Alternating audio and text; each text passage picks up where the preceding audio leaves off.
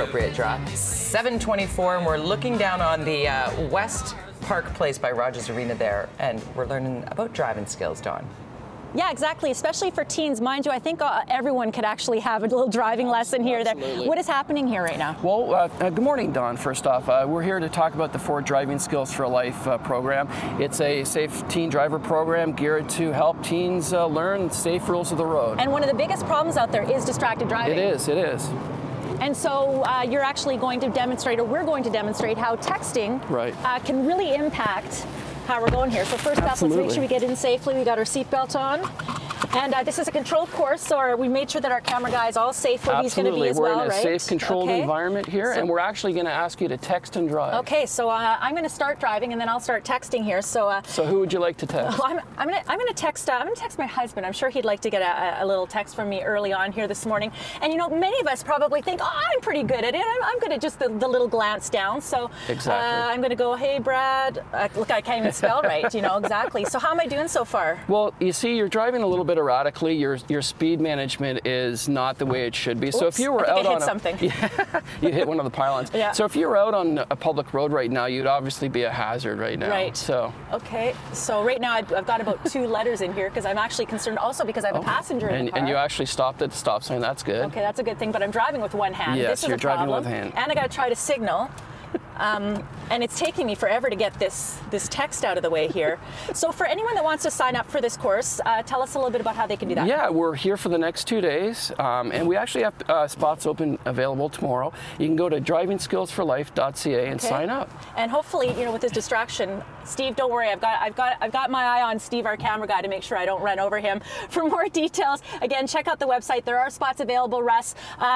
Here's what my text says: Dawn Herda. I didn't even I didn't drive well, and I didn't send a text well. Fail on both parts. Kind of glad you let me know there, because spell check's not working here. Yeah, no, I'm not Dawn's husband, for heaven's sake. Come on now.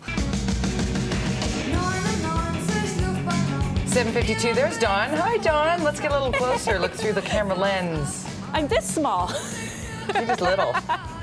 Just little, right? No, but you know, this is a pretty big course. The good thing is Ford set up this controlled environment, offering driving skills for life for teens, which is when you need to kind of get those good habits going, right, Caroline? That's right. That's right. Young drivers have higher accident rates than more experienced drivers. So we're hoping to give kids today some experience on the road. And so we've already done the distracted driving. Now we're going to be doing what?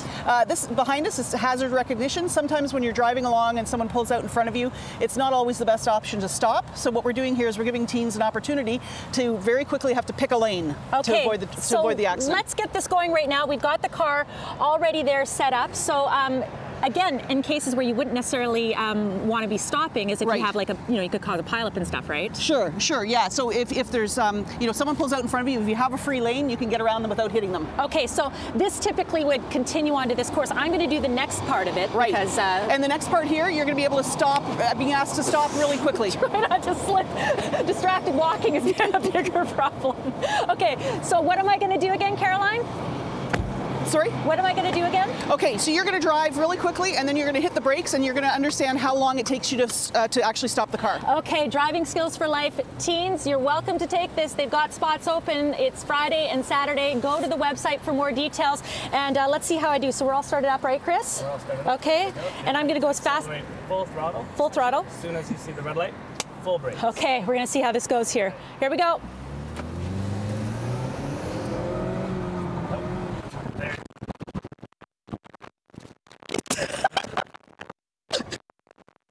How did I do? Jody Rios, how did I do? That was impressive. I want to do that. That's pretty good. We didn't hear the scream, though. The microphone kind of cut out. Yeah, no, that's... You look clean. Way to show us how it's done. You know, people think they can stop a lot more quickly than they can. It's a great lesson, and doing it on a closed and controlled course. Do not try this at home. Yeah. And speaking of traffic, Dawn Choubet has quite the experiment coming up for us. Quite the experiment, because of course we are in a controlled environment here. A lot of the students are right now learning some of their driving skills for life. And what exactly are these? Well, Dawn, these are what are called fatal vision goggles. Okay. And what they do is they simulate impairment. And And so what you're going to do is you're going to wear it, and it's going to simulate impairment, and you're going to try and drive around the course. So this is at about 2 times the legal limit. 2 times the legal limit. How do I look? You It's look good? great, The yeah. ultimate in beer goggles. Officer Sherman, whoa, Sue, I actually all of a sudden felt like I had a bit of vertigo here. I feel drunk in this. What is the biggest surprise that people might be surprised to learn? Look, I can't even talk when I'm wearing these goggles. What is the thing that people would be most surprised to know about distracted driving and drunk driving? Well, what we're still seeing out there is a fair number of drivers who get behind the wheel thinking that they can drive after all the years of education and enforcement.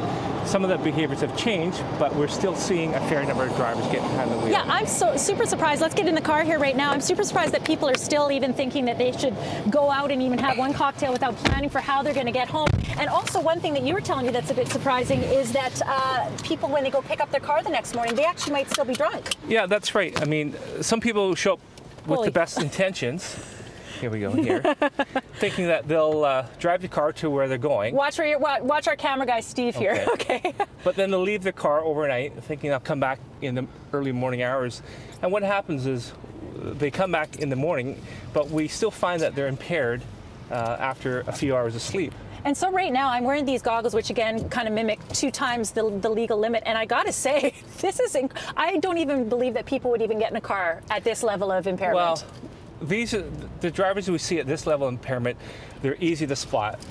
I'm watching you drive, jerky movements, unsteady speed, and erratic turning. You're all over the lanes. I'm all over the lane. Yeah. I'm not doing very well. You know what? Obviously, no drinking and driving, people. For more details on how you can learn driving skills for life, check out the website. We're going to take a little bit of a break here. What will the weekend hold with weather? Hopefully, better conditions than me on the road. We'll be right back. Oops, sorry. Did I hit somebody? This is how we do it. It's Friday night, and I feel alright. The party's here on the west side.